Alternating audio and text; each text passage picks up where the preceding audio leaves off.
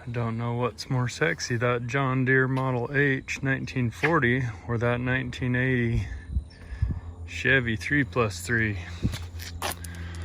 I'm gonna say the John Deere. Let's do a little tour of it. So it's a 1940 Model H. The serial number is right in here. It's 19950. I bought this from a guy in Colorado. It's a very simple tractor. It does have a hand clutch, which is super cool when you're driving it. You notice there's no foot pedals. These are brakes, differential right brake, and that one over there is a left brake. Sorry about the airplane noise. This is for the power takeoff. If you got something back here that you're running off the PTO, he made the step, which is super handy. This is 1940. I believe this is the only year they had a foot throttle as well. So that's kind of funky, kind of cool, a little weird. These old tractors, they have these big pulley wheels. When the tractor's running, they'll oftentimes hook up a belt to that and it'll run an implement. Usually, like, you can see videos of them running big saws and stuff with them. Kind of cool. I don't have any toys like that. So sad. It does run off a magneto. There's no electric system. So it's got this magneto here. As the motor turns, that magneto is just gonna throw a spark into the number 2 or the number 1 cylinder and keep it running. So this is a just a little 2-cylinder. It's a flat 2-cylinder, okay? The pistons are like this, right next to each other. These engines are often called Johnny Poppers just because the way they run. It's kind of funky. This year they did not have independent front suspension, which is all right by me. But there she is, ain't she pretty?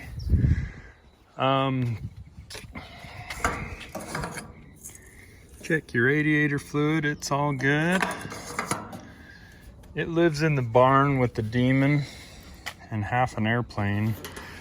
There's 2 fuel tanks, kind of funky. So back in the day, they used to run tractors on like dual fuel. So this tank is for gasoline. It's a really tiny tank. I don't know if we can see it. There we go. So it's a real small tank, probably half a gallon or something, right? All that would do is you use that to get the tractor running, because that gasoline has a really low flash point, so it lights up quick and easy. Once it's at a certain temperature, you turn your fuel lever here over to what they used to run. It's called distillate. It's like kerosene, basically, like a little more refined diesel fuel. It needs a higher temperature to light off. So in order to get that to work, they have this little knob here. Right there, it's closed. Spun that closed, breaking things. And when you come over here and look inside the grill, the radiator, it's got these little vents that are closed. Now when I spin it open, crank it all the way, come around the front, and those are open to allow air to flow. As long as that engine's turning, the fan's running, and it's cooling the engine. These old 2-cylinder engines, they don't have a water pump. They're super simple. They kind of run off of temperature. So the cool water's down here, flows through this center main pipe, through the head and everything, then up through the top as it's heated up, and back to the radiator. The intake and exhaust manifold are a single piece, and that's done so that that exhaust will heat up the fuel as it's going in to get it to the right flash point. Kind of funky. Let's see what else about this sweetheart rig. Some other things I plan on doing. In another video I showed some of the discoloration on the paint and a little bit of body work here and there, just small things. The fuel, as it's leaked and kind of jacked the paint over time, some more discoloration throughout. The rims, I think I'm gonna take it all apart. It's in need of new rubber anyways. I'll take it all apart, sandblast it, and give it a nice fresh coat of hard lacquer paint. See how long it'll last. Anyways, let's get it started. So, being a hand clutch, gotta make sure the clutch is pulled all the way back and then the transmission's in neutral. I always, when I shut it down, I run it completely out of fuel. So, I spin that open, make sure we got fuel flowing, which clearly we do.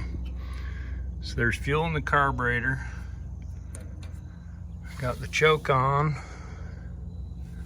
Now, I just turn it. Hold on. Had to go wide angle there. So this is the flywheel. You can see inside there, it's got them little grip spots. You turn it to get compression. There's number one.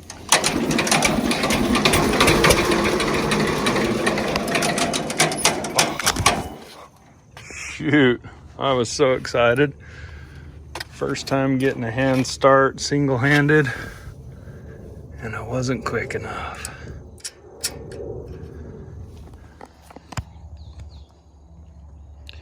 I don't know if this is gonna work. Probably gonna drop my phone and break it even more than I already did.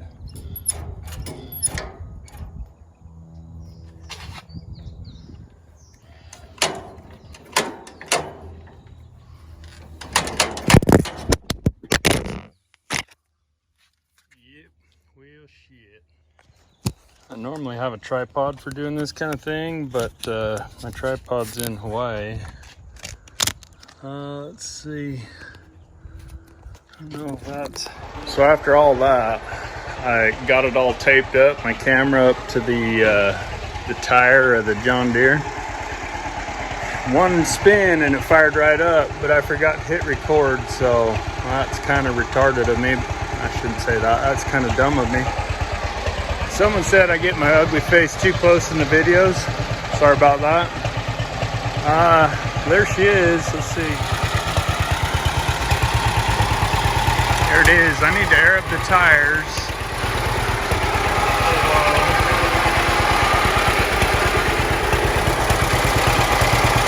Just gonna run it back into the garage after I drive around the yard a little bit.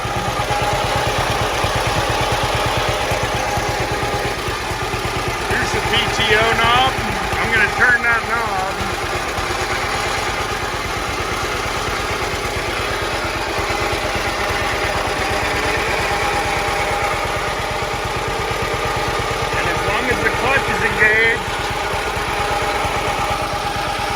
PTO is going to spin.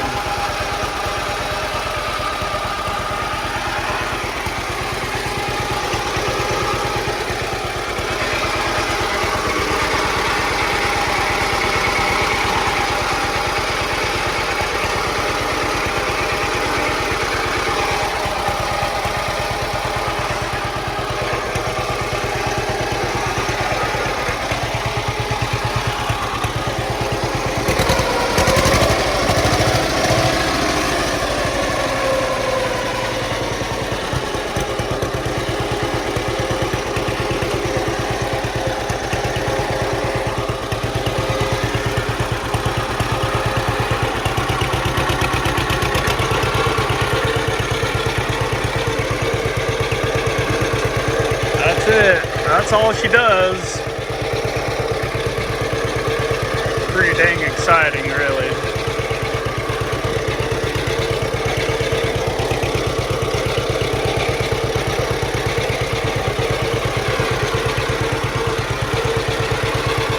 That one's a B model, 1946. Kind of a cool deal. It doesn't run.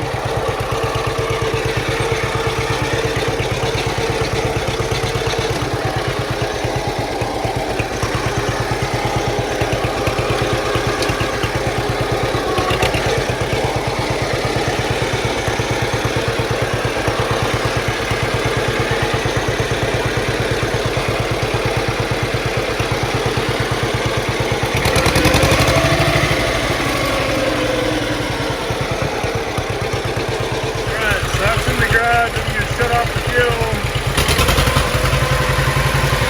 burn it out.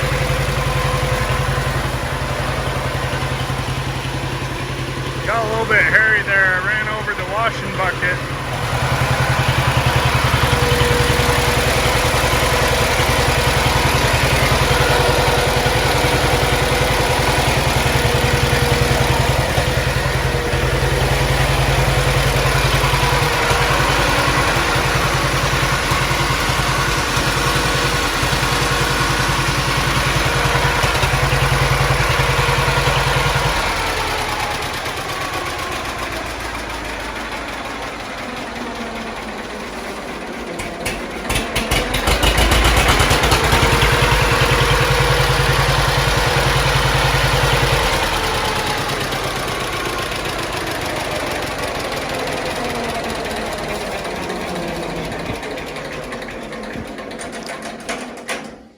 She didn't want to stop. So anyway, there's the old 1940 John Deere Model H. They made these models from 1939, I believe, up until 1947 or something like that. Yeah, there you have it. It's kind of cool, fun little toy. I don't know what I'm gonna do with it other than driving around the yard like a bonehead. But hopefully we can have some parades going again and do some good redneck living.